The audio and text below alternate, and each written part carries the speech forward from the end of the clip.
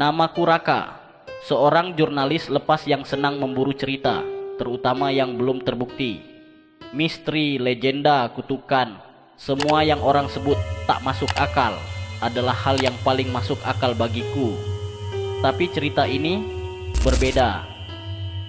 Ada sebuah desa bernama Silam. Dahulu ada di sebuah lembah di antara perbukitan kabut.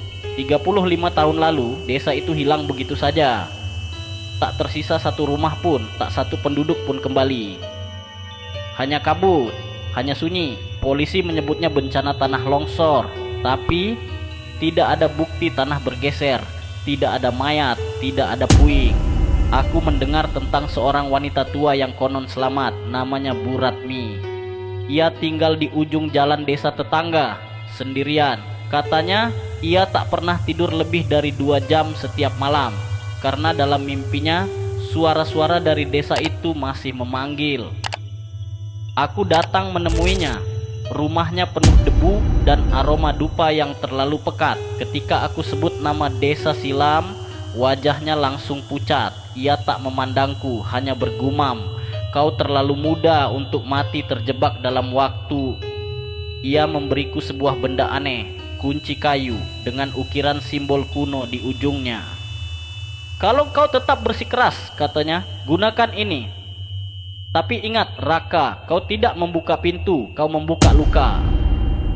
Esoknya aku masuk ke hutan. GPS tak bekerja. Kompas menunjukkan arah yang sama, berputar lalu kembali ke titik awal. Aku berjalan selama 2 jam, hingga tanpa sadar kabut mulai turun. Suasananya seperti dunia menutup pintunya dari belakangku. Di kejauhan aku melihat bangunan, rumah-rumah kayu, jalan tanah, papan nama rusak dengan tulisan samar, DSSLM. Itu benar, ini desa Silam.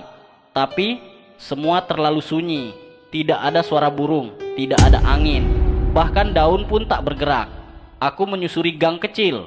Setiap rumah yang kutemui kosong, tapi bersih, seolah baru saja ditinggalkan. Di salah satu rumah, kulihat meja makan masih terisi. Mangkuk-mangkuk berisi nasi kering, gelas yang retak, dan sendok yang tampak baru diletakkan. Kemudian aku mendengar suara, "Selamat datang kembali." Aku menoleh, tak ada siapapun. Tapi udara terasa lebih berat, seperti sesuatu sedang memperhatikanku. Aku masuk ke balai desa. Di sana, di tengah ruangan, berdiri sosok tua dengan pakaian lurah. Punggungnya membelakangiku. Pak Surya?" tanyaku pelan. Sosok itu berbalik. Wajahnya bukan wajah manusia. Matanya cekung gelap, kulitnya seperti membusuk. Mulutnya terus tersenyum, tapi tak mengeluarkan suara. "Kau datang untuk menggantikan kami?" gumamnya. Aku mundur, tapi pintu di belakangku tertutup sendiri. Angin berputar-putar dalam ruangan, menerbangkan kertas-kertas kuno. Dan aku melihat lembaran catatan ritual, simbol-simbol kuno, dan nama-nama warga desa, termasuk nama Bu Ratmi. Desa ini tidak hilang karena longsor. Mereka mengikat desa mereka sendiri dalam dimensi terkutuk. Sebuah kesepakatan hitam yang gagal, sebuah ritual yang menukar waktu dan tubuh demi panen abadi. Tapi ketika pemimpin mereka gagal mengunci pengorbanan terakhir, seluruh desa terjebak antara hidup dan mati. Tak bisa keluar, tak bisa mati, hanya menunggu.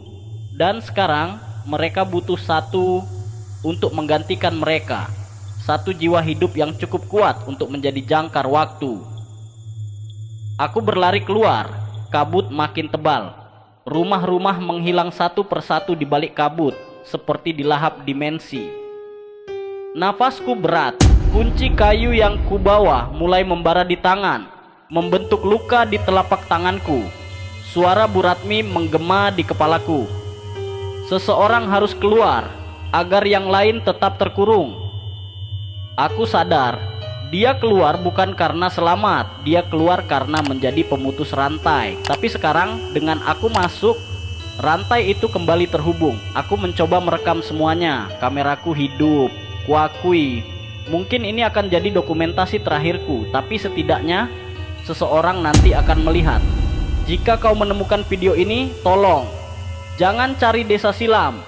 Jangan percaya kabut. Jangan percaya suara-suara yang memanggilmu dari hutan. Karena desa itu belum hilang. Ia hanya menunggumu untuk membukanya kembali.